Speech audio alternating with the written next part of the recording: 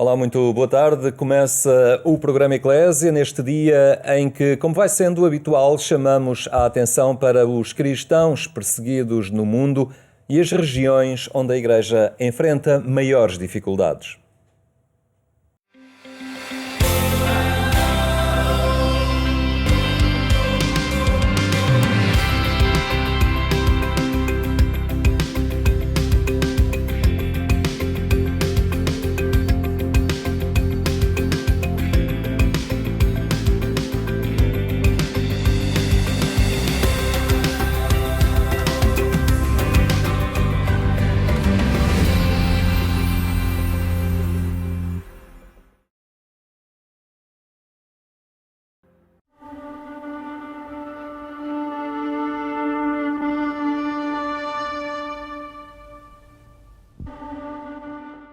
Connosco estão Catarina Martins Betancourt, diretora do Secretariado Português da Fundação Ajuda à Igreja que Sofre, e Paulo Aido, que é jornalista nesta instituição.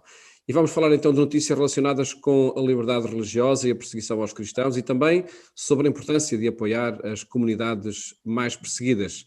A visita de há dias do Papa Francisco ao Iraque é um pretexto para falarmos de um dos projetos que a Fundação Ajuda à Igreja que Sofre está a desenvolver neste país. Mas para já, o nosso olhar vai até ao Paquistão, a propósito de mais um caso de rapto e violência de jovens raparigas cristãs de menor de idade, forçadas também a casar e a converterem-se ao Islão. É o caso mais recente de uma menina de apenas 12 anos de idade.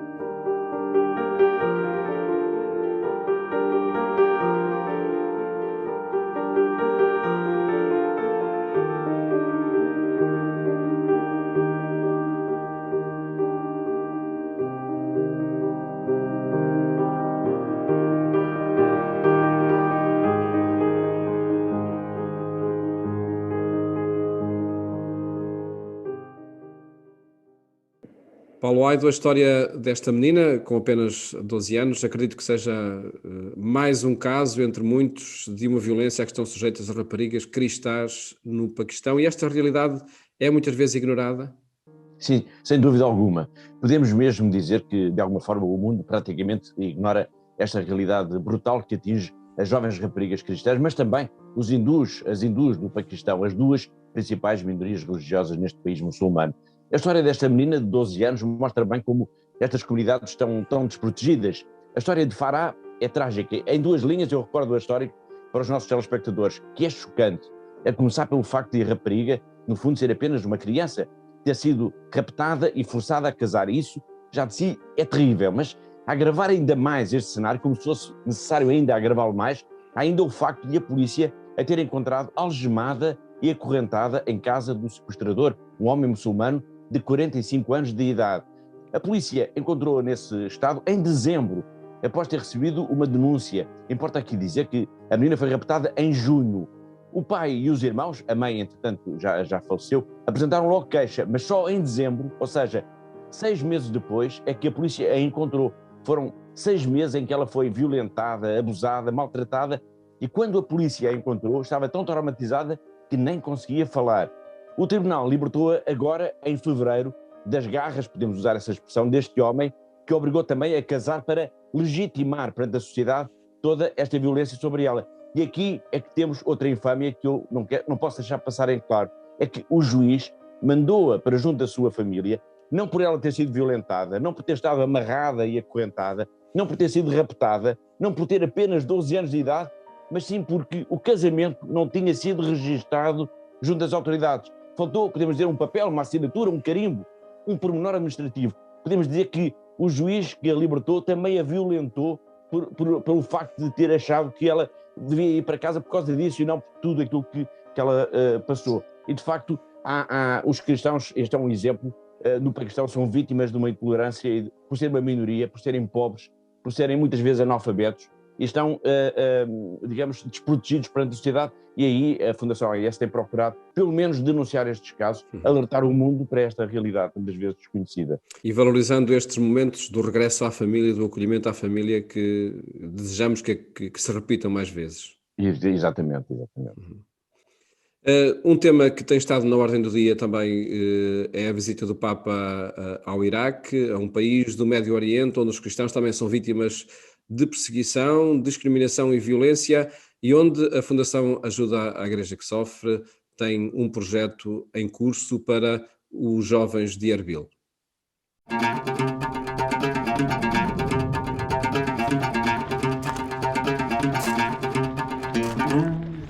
I am Father Thabit Habib, parish priest of city of Karamnes in north of Iraq in Levant.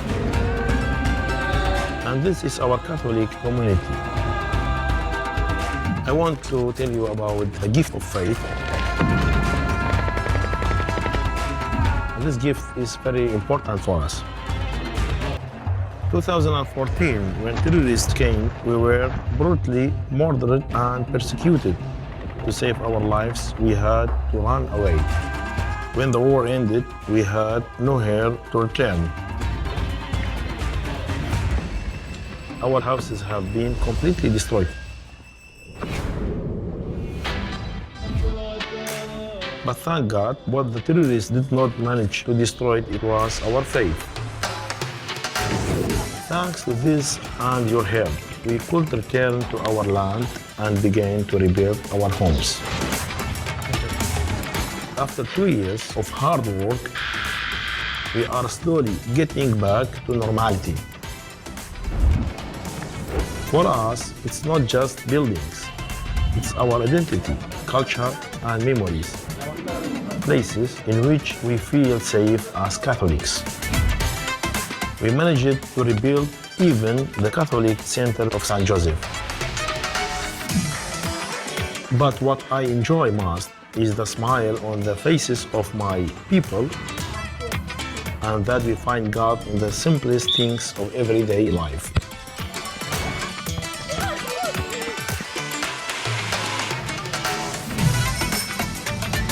Please make the gift of the faith with the ICN and stand with the suffering church around the world. May the love of Jesus surround you. God bless. In Aramaic, Maryam Barakot.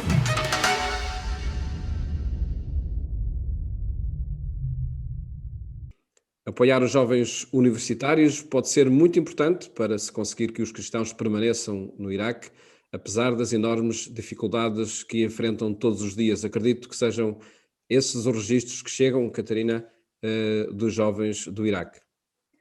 Sem dúvida, de facto, nós precisamos de estancar esta saída da comunidade cristã que temos assistido nos últimos anos. Portanto, hoje calcula-se que serão apenas 250 mil cristãos que vivam no Iraque, quando em 2013 eram cerca de 1.400.000. Portanto, se não fizermos nada, se não agirmos hoje, estaremos a assistir ao fim desta presença cristã e que será apenas uma pequena minoria neste país. E por isso é preciso então ajudar os jovens a terem esperança no futuro, ajudá-los a permanecerem, a terem esperança na sua vida no Iraque para não abandonarem este país, e por isso a Fundação AIS avançou de facto com um projeto muito ambicioso, mas que é de facto muito necessário, é essencial, podemos até dizer. Portanto, é um projeto que está estimado em 1,5 milhão de euros e que envolve a Universidade Católica de Erbil, portanto a capital da região autónoma do Kurdistão, no norte do Iraque, onde está atualmente a maior parte desta comunidade cristã. Portanto, o objetivo desta iniciativa, que vai passar nesta primeira fase por uma atribuição de 150 bolsas a jovens, estudantes universitários, portanto, é de facto ajudar os estudantes cristãos, os jovens estudantes cristãos, a terem uma perspectiva de futuro, uma perspectiva de esperança no seu futuro.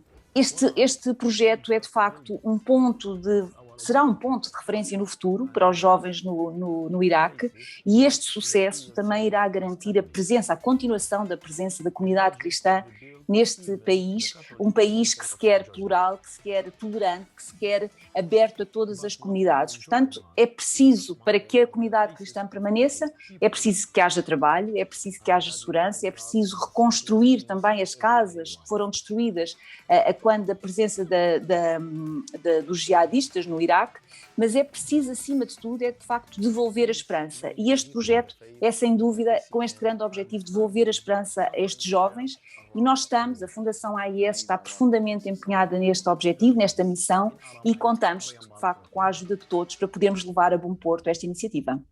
Num investimento na educação, que é sem dúvida um cuidar o futuro através das novas gerações. Catarina Martins e Paulo White, muito obrigado por terem estado aqui no programa Eclésia nesta semana. Regressamos de hoje a 8 dias para voltarmos a alertar e a falar sobre situações em que a liberdade religiosa não está garantida.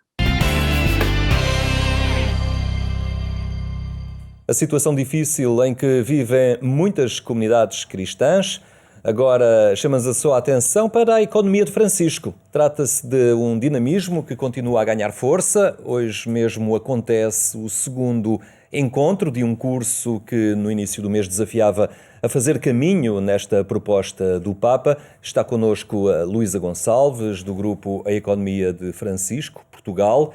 Boa tarde, obrigado por estar aqui entre nós. Temos hoje uma segunda sessão deste curso, que começou no início do mês. O que é que pretende ser este caminho, ao fim e ao cabo, proposto? Trata-se de divulgar um bocadinho esta proposta do Papa? Exatamente, ou seja, este curso é a primeira grande iniciativa desta rede de Economia de Francisco Portugal. Este primeiro módulo, no fundo, o que queríamos muito era dar a conhecer o que é que são os fundamentos, ou seja, de onde é que isto vem, esta nova economia de Francisco, o que é que dá nome, que Francisco é este. Então começámos neste primeiro módulo por falar precisamente da vida do santo, o Santo Francisco de Assis, os seus escritos, aprofundar o que é que foi o testemunho que nos deixou. Depois, no segundo módulo, passaremos então para o Papa Francisco, o segundo Francisco desta economia, que no fundo lançou este desafio, e aprofundaremos um bocadinho melhor estas duas encíclicas da Laudato Si e da Fratelli Tutti, com a Margarida Alvim e com o Padre José Frazão. Agora, neste primeiro módulo, estamos com o Frei Hermínio Araújo. E então, ainda dentro do segundo módulo, teremos o Otávio Carmo, um jornalista desta casa, que nos falará da síntese do pensamento social cristão, que no fundo é o que dá fogo e a luz para todo este pensamento. No terceiro módulo, e porque acreditamos que é preciso passar à prática, queremos dar testemunhos de pessoas que já estão a fazer isto, em que a economia de Francisco já é uma realidade nas suas vidas e muitos dos princípios já estão a acontecer. De alguma forma, esta dinâmica tinha visto um encontro em Assis que, entretanto, acabou por não se concretizar da forma como foi inicialmente previsto, mas acabou por passar a ação em moldes até muito mais, digamos, não sei se eficazes, mas talvez abrangentes, envolvendo muita gente à escala mundial. Este contributo acaba por abrir ainda mais a porta e convidar as pessoas a conhecer e a aderir. É verdade, é verdade. O facto de ter sido um evento online acabou por ser muito mais abrangente, conseguimos ter pessoas do mundo inteiro. E aqui também uma ressalva que Portugal foi o segundo país com maiores participações no evento da Economia de Francisco o Internacional, o evento da CIS.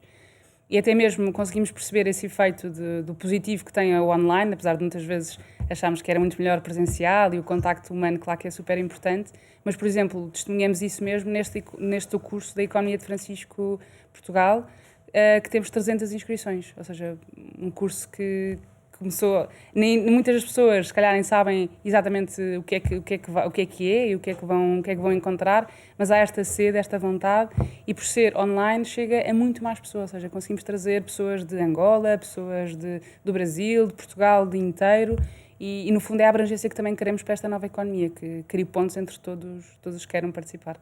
Há aqui a convicção de que, lá está, faz sentido esta, não direi economia alternativa, mas modalidades novas de olhar uma economia mais amiga do homem, não apenas da obtenção de receita, começa a fazer sentido isto, mesmo entre aqueles que porventura gravitam outros universos, não propriamente dentro da Igreja Católica. Isso é um ponto super importante para nós. A Economia de Francisco, e aqui particularmente na rede Economia de Francisco Portugal, nós queremos muito que isto seja uma realidade para crentes, para não crentes, para todos os espectros sociais da política, da sociedade. Queremos muito que isto chegue a toda a gente, porque é clara a noção de que estamos a pedir que uma economia super estabelecida se mova e se vir do avesso, e isto só é possível se todos acreditarmos. Portanto, uma das mensagens muito importantes para nós é que todas as pessoas, esta rede da Economia de Francisco de Portugal não é uma rede para estes 17 jovens que agora estão mais envolvidos e mais ativamente nesta economia, é para toda a gente. E aqui também deixar um apelo que qualquer pessoa, qualquer que tenha um projeto que acho que se coaduna com os objetivos da Economia de Francisco, ou que tenha só uma ideia que queira ver realizada e acha que é importante para esta nova economia, que venha falar connosco, nós estamos abertos a isso.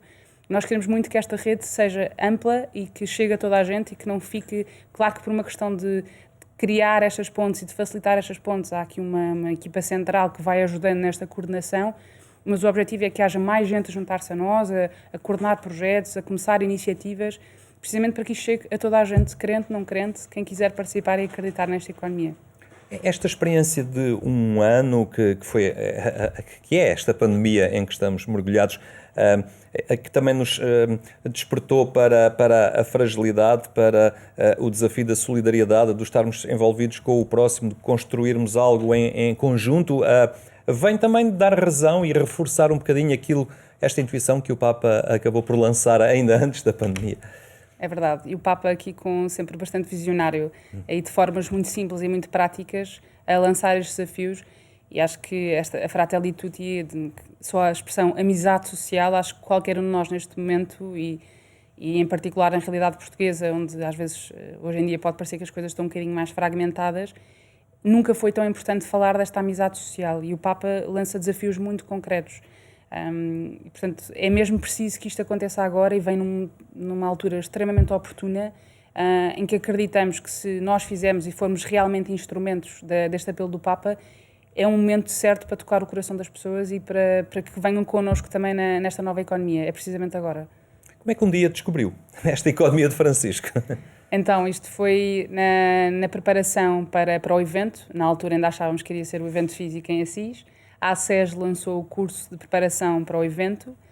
Este curso queria era aprofundar a Laudato Si, era aprofundar os princípios desta economia, deste desafio do Papa, e então irmos mais cientes daquilo que era a economia de Francisco para o evento, que entretanto acabou por não acontecer, mas ainda assim os portugueses e no mundo inteiro, os jovens do mundo inteiro organizaram-se para que esta economia não parasse, e pronto, eu fui ficando, acredito muito que este projeto é um desafio grande, é verdade, mas que estamos capacitados por aquilo que Deus nos pede também, para que isto seja uma realidade. E pelo que vai escutando à sua volta, nos meios ligados às empresas, aos circuitos económicos, enfim, vai percebendo que as pessoas olham para isto realmente como um caminho, não direi possível, se calhar interessante para se percorrer, que começa a ganhar a relevo, começa-se a perceber que realmente uma economia que apenas visa o lucro acaba por provocar uma grande erosão social e a médio e longo prazo acaba por não resultar também na tal obtenção de lucro que se pretendia inicialmente. Precisamente, neste momento há a consciência muito clara entre toda a gente que a economia atual não funciona, ou seja, falhou. A maneira como nós pensamos hoje em dia a economia não funciona e não está a servir propriamente a maior parte da população. Pode estar a servir 1%, mas os 99% do resto está esquecido. Portanto, esta economia surge sim como uma possibilidade. Neste momento lança mais curiosidade do que certezas. Aliás, porque há muitas perguntas, não temos respostas nem framework já pensados, há muitas perguntas, mas acima de tudo, para as pessoas que não estão tão envolvidas, e por isso também acreditamos que este curso tenha tido o alcance que teve, há muita curiosidade para saber como é que isto vai acontecer. É uma economia que também mexe com cada um, ou seja, cada um, consoante o estado de desenvolvimento ou de bem-estar que tem, também é desafiado à partilha com o outro, não é? Poderá passar nas sociedades mais ricas, mais desenvolvidas, a esse espírito de reduzir um bocadinho, às vezes, determinado nível de bem-estar das pessoas, ou de supérfluo, lá está, para que outros tenham alguma coisa. A noção da redistribuição dos bens e da riqueza, não é? Sim, muito por aí, muito pela noção de que há muitas das coisas que nós consumimos ou que nos parecem importantes, mas que não são o essencial. E que, no fundo, aqui também oferecer uma visão diferente de o que é verdade, o que é essencial à vida humana e o que é que está a faltar no mundo mais pobre, porque uma das coisas que se fala muito também é que realmente o excedente do mundo rico serviria para alimentar o mundo pobre e mesmo assim a fome continua a aumentar. E, portanto, é convidar a esta reflexão do que é que eu tenho neste momento que possa servir outros e o que é que eu posso fazer para desperdiçar cada vez menos para que então outros possam ter também como eu.